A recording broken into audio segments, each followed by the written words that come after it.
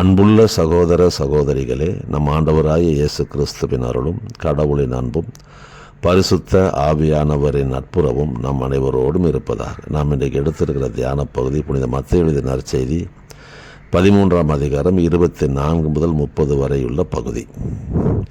ஒருவர் தம் வயலில் நல்ல விதைகளை விதைத்தார். அவருடைய ஆட்கள் தூங்கும் பொழுது அவருடைய பகைவன் வந்து கோதுமைகளுக்கிடையே களைகளை விதைத்து விட்டு போய்விட்டான். பயிர் வளர்ந்து கதிர்விட்ட பொழுது களைகளும் காணப்பட்டன. பணியாட்கள் தலைவரிடம் சென்று களைகளை பிடுங்கி விடலாமா என்று கேட்கின்றார். அதுக்கு தோட்டக்காரர், அறுவடை வரை இரண்டையும் வளர விடுங்கள். அறுவடை நேரத்தில் அறுவடை செய்வோரிடம் முதலில் களைகளை பறித்து கொண்டு வந்து எரிப்பதற்காக கட்டுகளாக கட்டுங்கள், கோதுமையையோ என் களஞ்சியத்தில் சேர்த்து வைங்க என்று கூறுவேன் என்றாராம். எனக்கு அருமையாக வைங்க, ஆண்டவராக இயேசு கிறிஸ்து விண்ணரசை குறித்து பல நிகழ்வுகளை உவமைகளாக கதைகளாக சொல்லி கொண்டு வருகிறார். அதில் ஒரு கதை தான் இது. விண்ணரசு நல்ல நிலத்தில் களைகளை விதைக்கிற இந்த நிகழ்வுக்கு ஒப்பாக இருக்கிறது. எப்போ களைகள் விதைக்கப்படுகிறது என்றால் ஆட்கள் தூங்கும் பொழுது. ஆவிக்குரிய வாழ்விலே கடவுளுடைய பிள்ளைகளுக்கான வாழ்க்கையை நாம் நடத்தும் பொழுது ஆவிக்குரிய தூக்கம் என்று ஒன்று வந்துவிட்டால் எளிதில் களைகளை விதைக்கப்பட்டு விடுமாம். தூக்கம் நமக்கு எதை குறிக்கிறது என்றால் கடவுளுக்கும் நமக்குள்ள உறவு குறைவை குறிக்கும். ஜபக்குறைவு, இறை வார்த்தை வாசிப்பதிலே குறைவு, அதை தியானிப்பதிலே குறைவு, கடவுளோட உறவு கொள்வதிலே குறைவு என்று குறைவை உண்டாக்கிடும். இரண்டாவது, தூக்கம் எதை குறிக்கிறது என்றால் ஆவிக்குரிய வாழ்க்கையிலே எச்சரிக்கையின்றி வாழ்வது.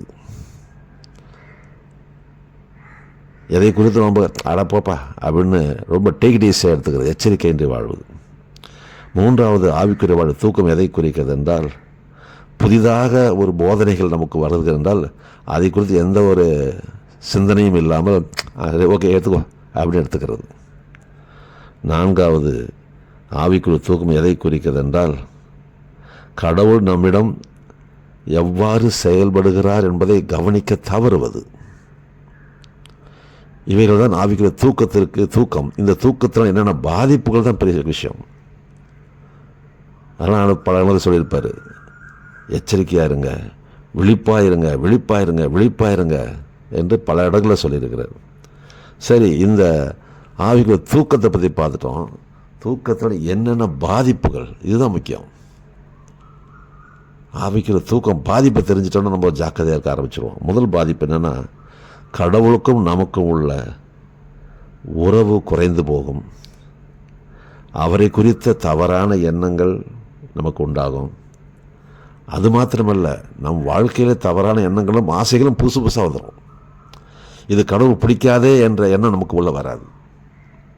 ரெண்டாவது பார்ப்போம்னா, போதனைகளில் எது உண்மையான போதனை, எது தப்பான போதனை என்று பிரித்து பார்க்க தெரியாமல் போகும். அடுத்தது, இப்படி பிரித்து பார்க்க தெரியாமல் எதை எச்சரிக்கை வாழும் பொழுது பாவம் கொஞ்சம் கொஞ்சமாக தலை தூக்கி ஒரு காலத்தில் பாவம் முழுமையாக ஆட்கொண்டு விடும்.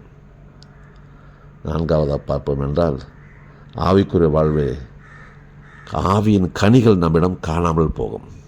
அன்பு, மகிழ்ச்சி, சமாதானம், பொறுமை, நல்ல எண்ணம், தயவு, மனத்தாழ்மை, மன்னித்தல், இப்படி போன்ற நல்ல பண்புகள், ஆவிக்குரிய பண்புகள் நம்மில் காணாமலே போகும்.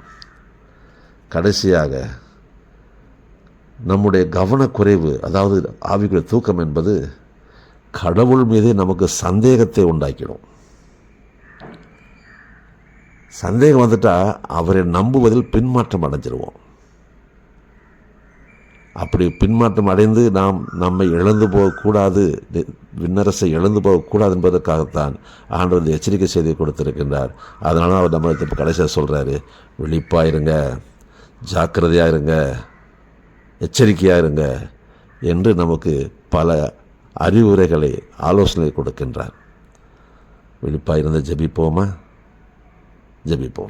எங்கள் அன்புள்ள பரலோக தந்தையே, ஆவிக்குரிய வாழ்விலே தூக்கம் என்னென்ன பாதிப்புகளை கொண்டு வந்துவிடும் எங்களுக்கு உணர்த்தினபடி நாளை உமக்கு நன்றி செலுத்துகிறோம் ஐயா. இந்த தூக்கத்தை நாங்கள் தொலைத்தவர்களாக விழிப்பாயிருந்து எச்சரிக்கையாக இருந்து உங்களுடைய திருப்பெயரை மகிமைப்படுத்துகிற வாழ்க்கை வாழ உமக்கு சாட்சிகளாக வாழ எங்களுக்கு உதவி செய்வீராக. மீட்பரம் இயேசுவின் ஜெபிக்கிறோம் நல்ல பிதாவே, ஆமென். ஆண்டவர் நம்மை யாவரையும் ஆசீர்வதிப்பாராக. அன்புடன் விக்டர் பாக்கியம்.